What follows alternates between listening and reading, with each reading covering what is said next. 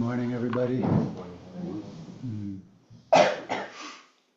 So we're 2 weeks into the Ango, halfway through the Ango period, which is the practice period where there's more meditations during the day, more zazen periods, more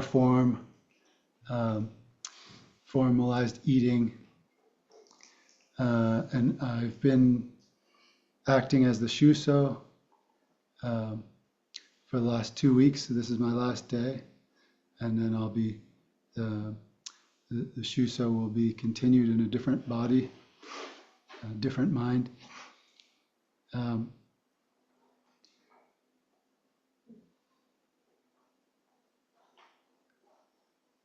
So it's been a really wonderful experience for me being here, not only just being at the Zen Center for a little longer than I usually ever have, but also being able to be in the role of the Shuso and take part in the form here so fully.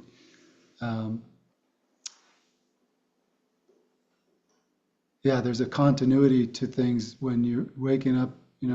First thing I get out of bed I get up at like 4:22, so I have 8 minutes to then get myself down here ready to start ringing the morning bell. So there's no time to think about it, no time to get into my head. It's just get up, get my clothes on, get ready, get down, do my prostrations, get the bell, ring all around the campus, the Zen Center, get back, signals the next person to start ringing the han, the wooden board. That's ringing for 5 minutes while I'm back at my place getting ready for the sitting period. It starts in 5 minutes. Everything's just happening, and there's no time to think about, what's my mood like? What do I think? Kind of get into my mind and ponder. It's just kind of focused. Next thing, okay, doing that. And then in here, sitting, paying attention to the present moment. Then the bell rings. Oh, moving to the next place, getting ready. Now it's moving the bowls around. Now it's chanting. Now there's food, bowing. The continuity of just present moment is incredible. I think that's what I kind of marvel at this place.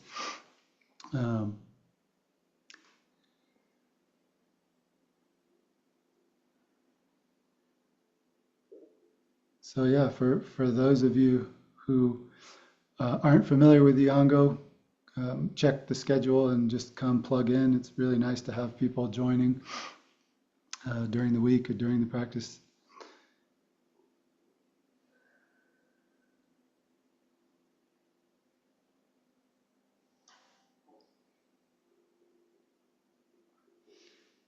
And just tell you a bit about some of my experiences.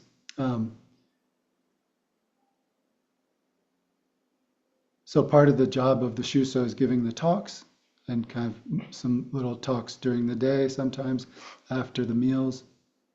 And then, of course, these talks on the weekend. And so there's time set aside for preparing for those talks. I've, a few days ago, thinking about this, what to say. And at first I didn't really have any idea. But, just feeling it's kind of an incredible opportunity to just connect with people, share myself, share my feelings, my thoughts, my practice, and just get to connect in a different way. I was sort of filled with the idea of, hopefully I have something that might be useful for somebody. So do my best to say something that could be encouraging or helpful, or in that kind of spirit of just being a humble Shuso, wanting to do my part. And then I started coming up with a theme that I thought was interesting. And I started thinking about it, thinking, that could really be a good thing to talk about. And the more I kind of explored in my mind this theme of practice, how we do this, where there's struggles and pitfalls, and I was exploring it more, and I started to get really excited, and I was like, yeah, that's a really great thing to talk about. That's going to be so good, and then I started thinking, like, that's going to be a really great talk, you know. In fact, it's probably going to be one of the better talks, but it might be better than most of the Shusos. It might be better than Nyoze's talks, you know.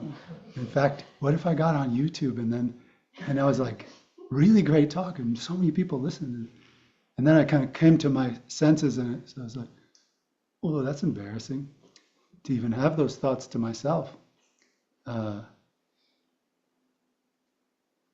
And so then I this is the part that I'm kind of, besides just a confessional, the part that struck me when I realized it over time was at that moment I really turned away from that because it was embarrassing. It's a little bit painful to see my image of myself. You know, a minute ago I was in this mode of, you know, humble service, and then to find my mind captivated by some, you know, wanting to be special and wanting to be famous or something, or be better than others. And it was kind of painful to feel that, to see that. And I think my mind kind of automatically just said, well, let's change channels. Let's move back. Let's go back to being a, you know, good, humble, you know, service-oriented Shuso.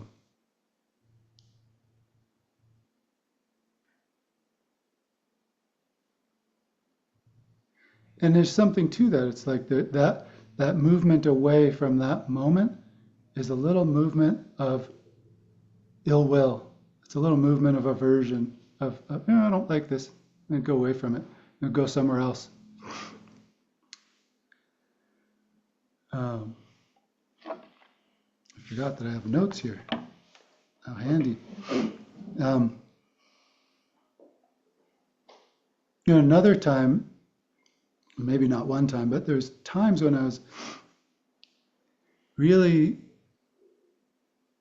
doing a lot of offering incense, a lot of bowing, prostrating, because that's part of the Shuso role. And so up here in front of the altar, and you know, the invitation and the practice is to put your whole heart into it, to really try to be as precise. Like I kept getting feedback that my incense stick wasn't quite straight enough. It's just like really bring the precision and clear, and bow from the whole self, the whole body, mind, heart. And so, you know, there I was doing my best to bring my whole self in, and I started to feel like, wow, it's just happening. I'm just bowing and offering, and there's no thinking. And then thought comes to mind, wow, I wonder if people can tell how mindful I am right now. I must look really, really cool because I'm so in the zone. And then, of course, I realized that thought, and you know, I'm in the middle of a bow, and I'm thinking about, does people notice how cool I look? Embarrassing again, right? No, better push that thought out, get back to being reverential, right? Don't want to be fake here.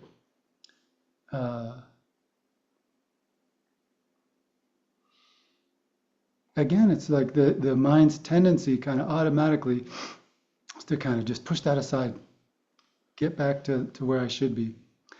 You know, another classic here is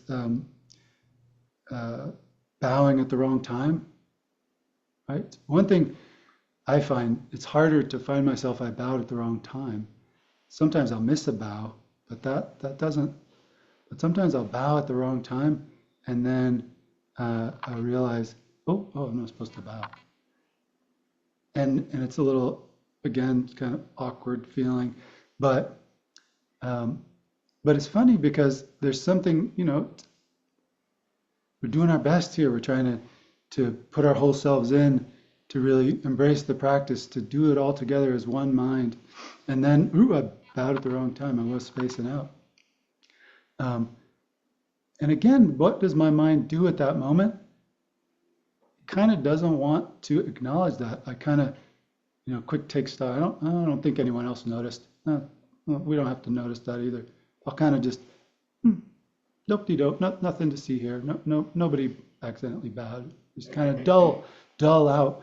Just kind of.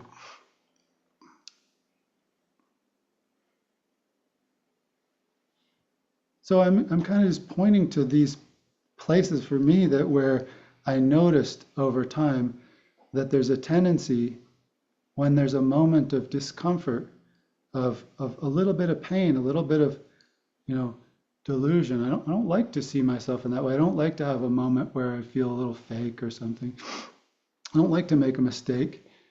It's awkward. It's uncomfortable. And we're talking subtle here.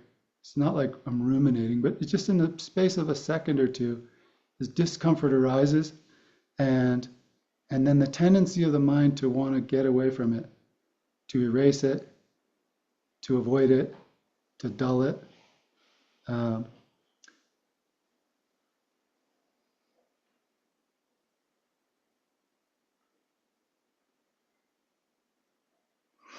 So there's the Buddha talked about the 8 worldly winds, and they are in pairs. So there's the first pair is pain and pleasure, and then there's loss and gain, and then there's fame and ignominy, or I guess esteem in the eyes of others, and being shunned. And then there's the fourth pair is praise and criticism. And they just came to mind because it's always struck me like the first two seem like the heavy hitters. Like these are things that motivate us in the world. These are things that kind of keep us, they're sort of what make us do what we do all the time. We're afraid of pain. We don't want it. We want pleasure. We move towards it. And loss. We don't want to lose what we have. We want to gain things. But it always strikes me that the last two are like totally social, and they have their own carve out for just how you're seen in the eyes of others, right? Just the feedback of whether people are pleased with you or not, criticism or praise, whether you're, and these things are kind of, the Buddha made 2 categories for these that are on the same level as loss and pain, because they motivate us so much. So much of our action in the world is about having the approval, and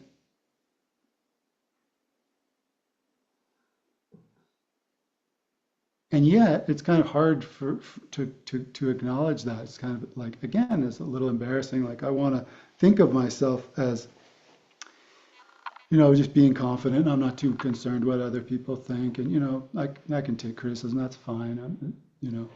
And yet the Buddha is pointing to like these are the 8 worldly winds. Like 4 of them are all about you're worrying about what other people think. There's probably pretty universally part of human experience that we really we like to have others' approval. So looking at these ways that our practice here, it's very communal. Zen practice, it's not like when I practiced in the Thai forest tradition. You spend a lot more time just on your own in the forest in a hut.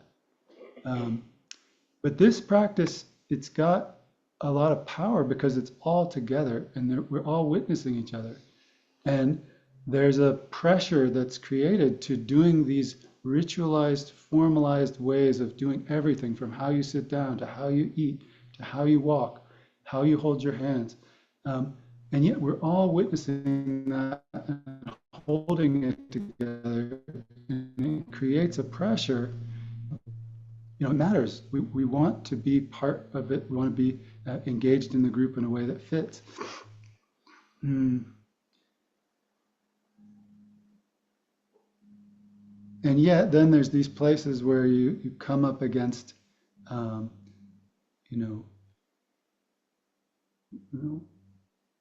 moments of feeling like, oh, not, you know, I missed the bow, or I'm bowing in a way that's not authentic, or I'm not showing up in some version of what I think a wise Zen student should be. And then it's painful.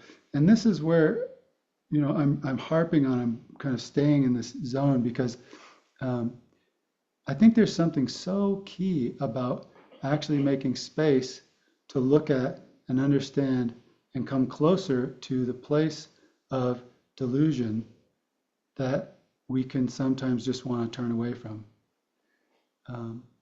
which is natural. Like when I think about coming up to the Zen Center and spending my precious time to come engage here, I kind of want to come here to like feel some, you know, clarity, you know, maybe some wisdom will arise, maybe some peace, maybe some open-heartedness. Like I'm kind of coming here to have those things happen. But actually then I come here and, you know, those things might happen, but they also, I'm still going to have my delusion, my little, you know, my small mind that's popping up all the time.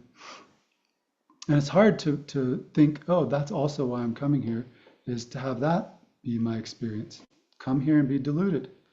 Come here and be caught in craving, caught in aversion. That's what I'm also going to the Zen Center to do, so that I actually have a chance to be with it in a different way, to apprehend it, to notice it, to see it, to recognize it, to hold it in a different way, rather than the usual, which is those moments of delusion or of pushing and pulling and wanting and, you know, I don't like this and I don't like that. It's happening all the time, but we usually just have it kind of roll into the next moment, you know. It's like can cascade into the next moment.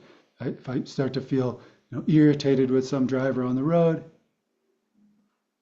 and then I feel a little, you know, bad that I shouldn't have got so irritated, a little disappointed. Then I could say, oh, this kind of bounces into the next thing, and what am I going to do later? My mind wants to get away from that feeling. Start getting distracted. And it can kind of just cascade along, and you can just be rolling along until you know, hopefully you kind of come back to yourself and remember.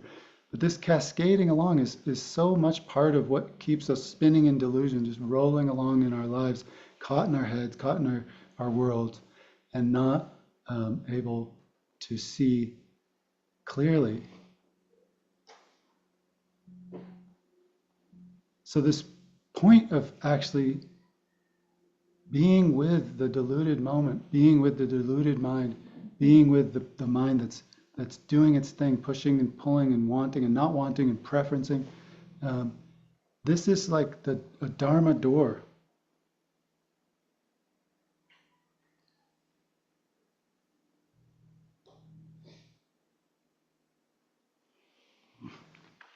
I brought this, it's just a little reading from,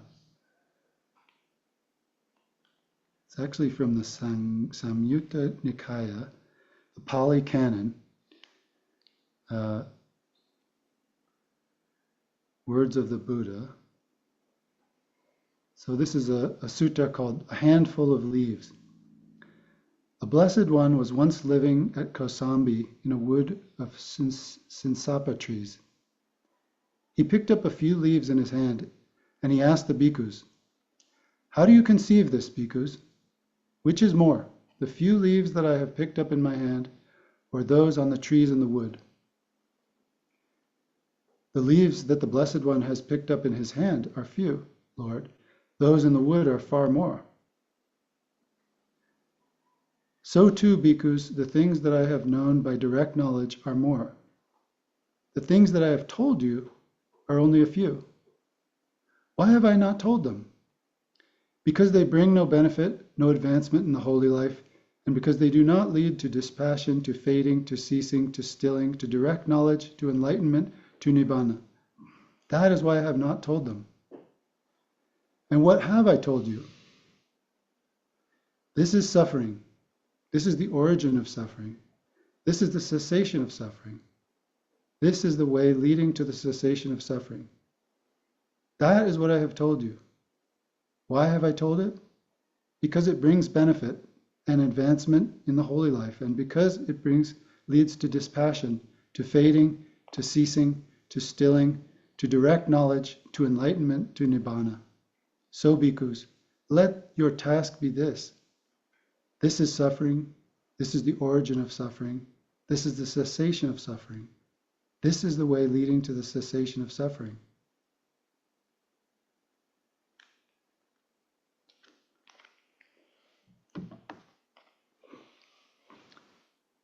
It's such a direct emphasis on actually being with the discomfort, the suffering. I mean, suffering is a word, a translation, dissatisfaction, unease, stress, uncontentedness, whatever variation there is from misery to just the little moments where you're not able to stay present because part of the mind's not comfortable and it's going searching somewhere. To study that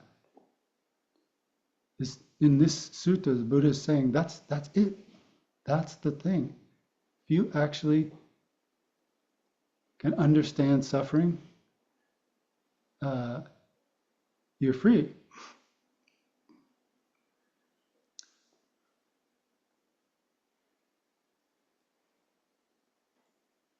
And it's not just like, okay, to dwell on suffering. Right? It sounds a little depressing if you're not keyed into sort of the Buddhist teachings, but it's got this promise that by somehow meeting suffering in a different way, it doesn't have to just roll on to the next round of avoiding and delusion and numbing out and all the things that actually it can be a place where when it's met, it opens to something beyond suffering.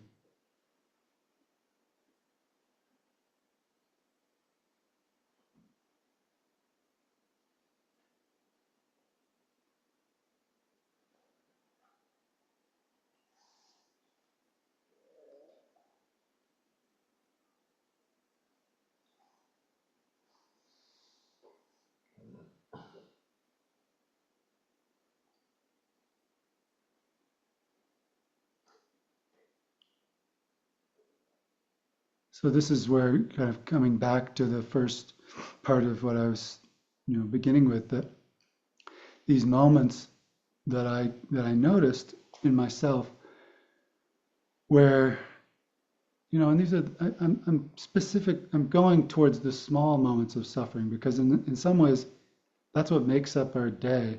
Delusion and craving and aversion.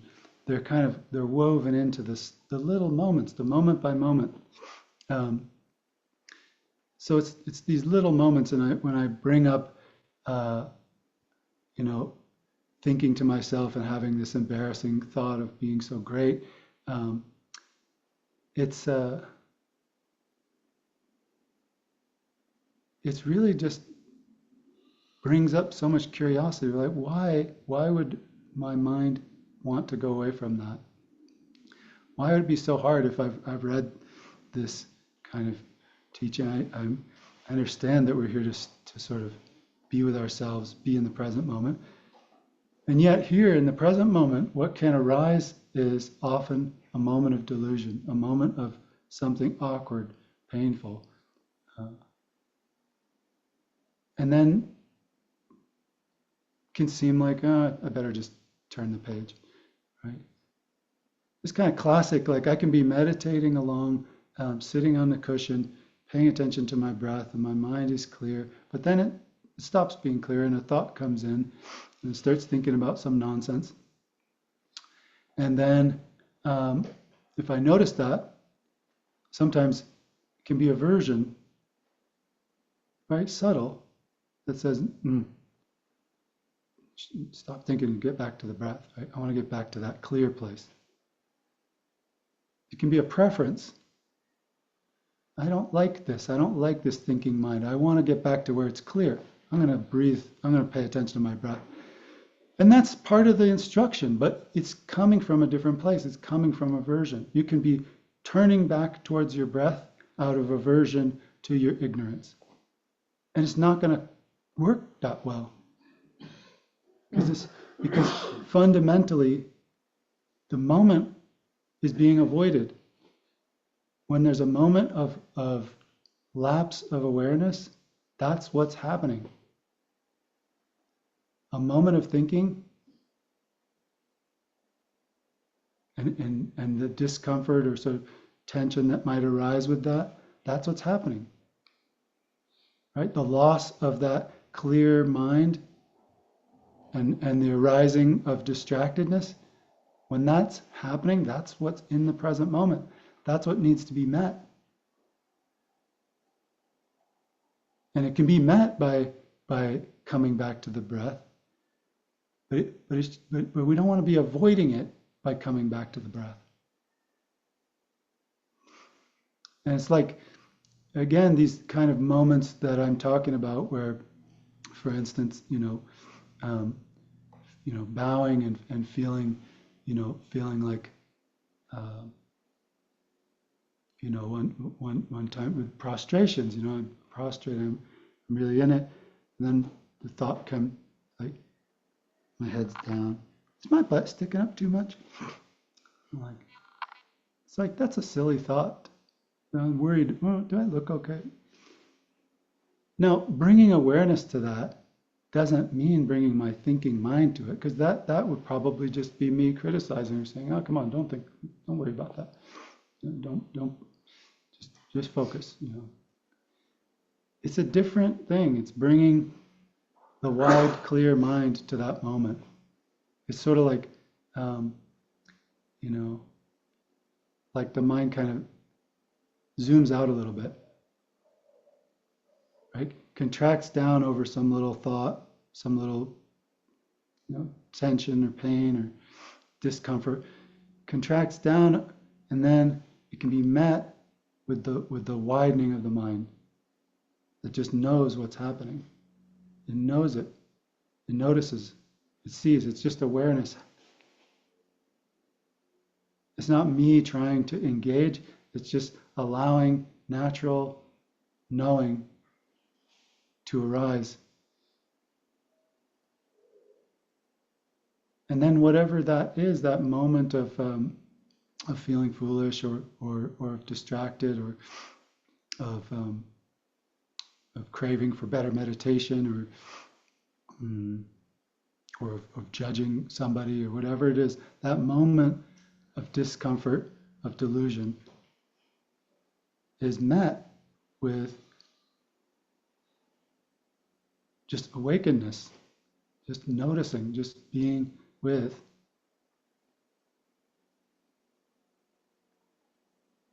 And it can just go its own way, right? These thoughts, feelings, pushing, pulling, it's insubstantial,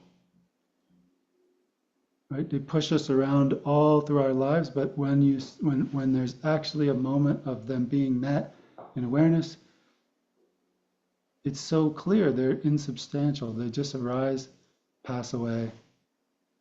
It's just a moment. It's the worldly winds. It's natural that the mind is concerned with how do I look. Doesn't matter. There it is. That kind of thought comes up. That feeling comes up, and then that feeling goes down, goes back to wherever, to space, to emptiness.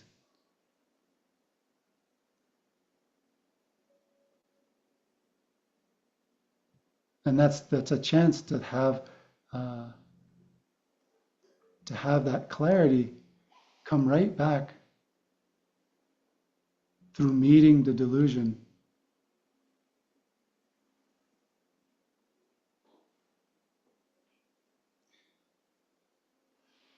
I don't know, what time is it supposed to talk until?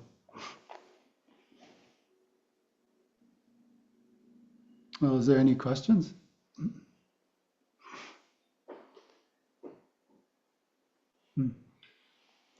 I really appreciate the emphasis on the process of the delusion arising, how it arises, and moving past that. It seems that there's a subtlety in there somewhere. As it arises in awareness, and maybe it's a nuance, but the process of moving from that point to letting it go fully, it seems that there's a spectrum in there from, it seems like you were saying that you don't want to just dismiss it and sweep it under the rug, yet on the other hand, you don't want to dwell on it. So maybe that's just one of the nuances of the practice, is finding that balance between naming it, recognizing it, and then moving to the point where you let it go in a way that is balanced. Yeah, I totally agree. That to me feels like, and I think that's where, I don't know, I've heard the word intimacy used, because it feels like it's like an intimacy with the present moment, with the experience, that's neither becoming enthralled in it or reactive to it, nor pulling away from it and avoiding it, but it's just actually there. Yeah, I think that is a nuance. And when you said, delusion arising within awareness, I never have had that experience, because delusion always arises for me in the absence of my awareness. I don't know if it could arise in awareness, but I've never had that. It always arises when I'm not actually present, but it can fade when I am, when the presence comes, when awareness is there. So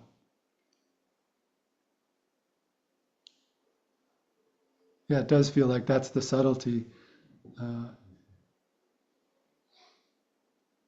Yeah.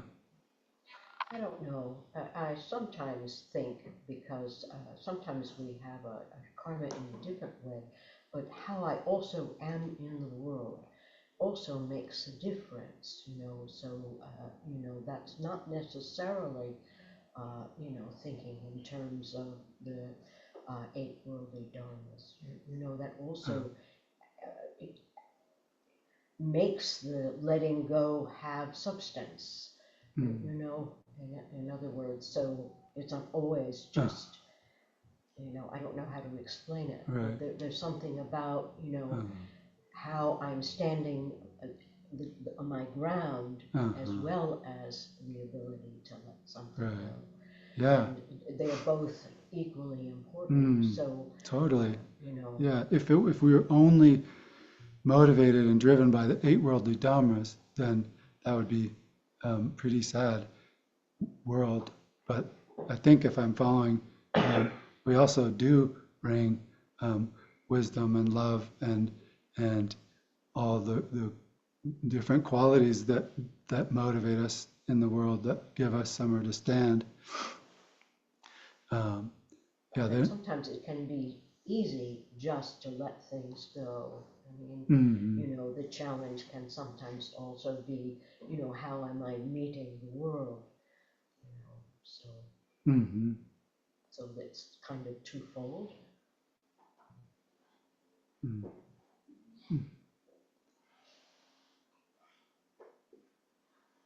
Yeah, I think that what you're saying, that it can be easy,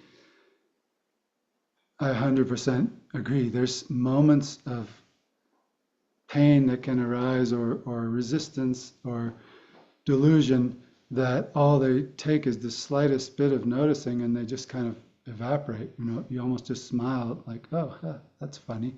And it just goes. Other things feel much more heavy and stuck, and it takes you know, it's for me at least, it's not something I can just be aware of and it just kind of goes its own way immediately. It might take being with it for a long time for it to shift and open and dawn in a different way.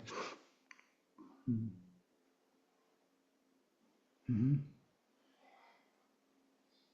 The image that came to my mind from your talk was that when, and also from my experience coming in today, because I haven't been sitting every day like you have, but coming in, I thought, and what you were saying, this image of combing, like combing someone's hair from the knots, and or unbraiding a braid, sort of like we are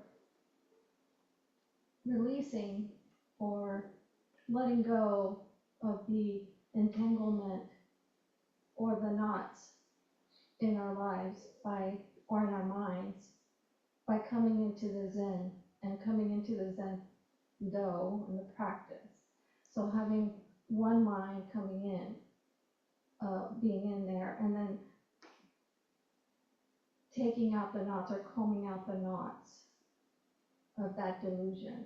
That was what came to my mind. It's a beautiful image. Yeah.